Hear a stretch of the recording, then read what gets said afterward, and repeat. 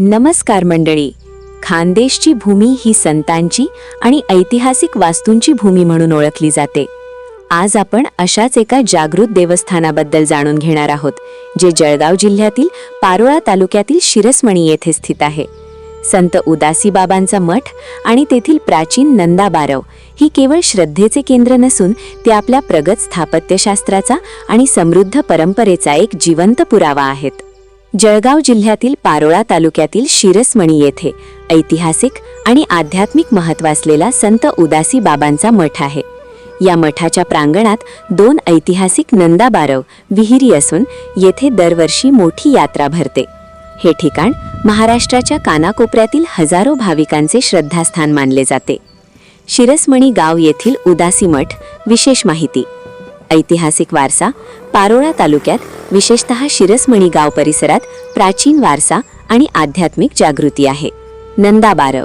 शिरसमणी गाव येथील उदासी बाबा मठाच्या आवारात 2 जुन्या बारव नंदा बारव बघायला मिळतात. उदासी संप्रदाय. हा संप्रदाय सुधारकी असून अद्वैत मताचे पुरस्कर्ते आहेत. भस्माला अधिक पूज्य मानले जाते आणि धार्मिक सण पाळले जातात. भाविक. या भागात भाविकांची मोठी वर्दळ असते आणि आध्यात्मिक ऐतिहासिक दृष्ट्या हे गाव जागृत मानले जाते.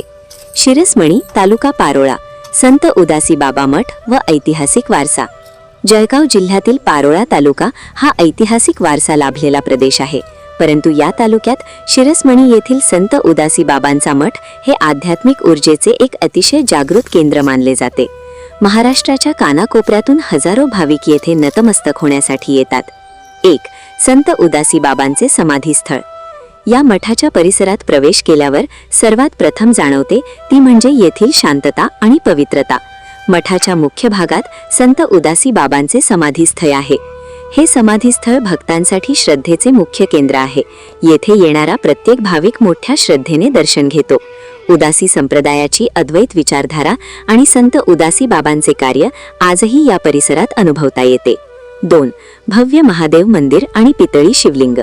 मठाच्या परिसरातच एक अतिशय देखणे आणि भव्य महादेव मंदिर आहे. या मंदिराचे मुख्य आकर्षण म्हणजे तेथील विशाल शिवलिंग. हे शिवलिंग पितळी असून त्याचे स्वरूप अत्यंत भव्य आणि तेजस्वी आहे. शिवलिंगाची ही मोठी प्रतिकृती भाविकांना मंत्रमुग्ध करते. महाशिवरात्री आणि श्रावण महिन्यात येथे भाविकांची मोठी गर्दी असते, जिथे भस्माला विशेष महत्त्व दिले जाते. 3. ऐतिहासिक नंदा बारव विहिरी. मठाच्या प्रांगणात 2 प्राचीन नंदा बारव विहिरी आहेत. या बारव केवळ पाणी साठवण्याचे साधन नसून त्या काळातील उत्कृष्ट स्थापत्य कलेचा नमुना आहेत. या ऐतिहासिक विहिरींमुळे मठाच्या परिसराला एक प्राचीन आणि वारसा स्थळाचे स्वरूप प्राप्त झाले आहे. 4. वार्षिक यात्रा आणि सामाजिक महत्त्व. शिरसमणी येथे दरवर्षी भरणारी मोठी यात्रा हे या परिसरातील सामाजिक आणि धार्मिक एकतेचे प्रतीक आहे. उदासी संप्रदाय हा सुधारकी विचारांचा आणि अद्वैत मताचा पुरस्कर्ता आहे. येथे येणाऱ्या प्रत्येक भाविकाला समतेचा आणि अध्यात्माचा संदेश मिळतो. थोडक्यात सांगायचे तर शिरसमणीचे हे स्थान केवळ एक मंदिर नसून तिथे इतिहास, नंदा बारव, अध्यात्म, उदासी बाबांची समाधी आणि भक्ती, भव्य पितळी शिवलिंगाचे महादेव मंदिर यांचा त्रिवेणी संगम पाहायला मिळतो. मठाच्या परिसरात झाडांनी वृक्षांनी दूरवर असं पसरलेलं हिरवगार दृश्य आहे, जे मनाला फार हरवून टाकते. येणाऱ्या जाणाऱ्या भाविकांना येथे मनाला प्रसन्नता वाटते.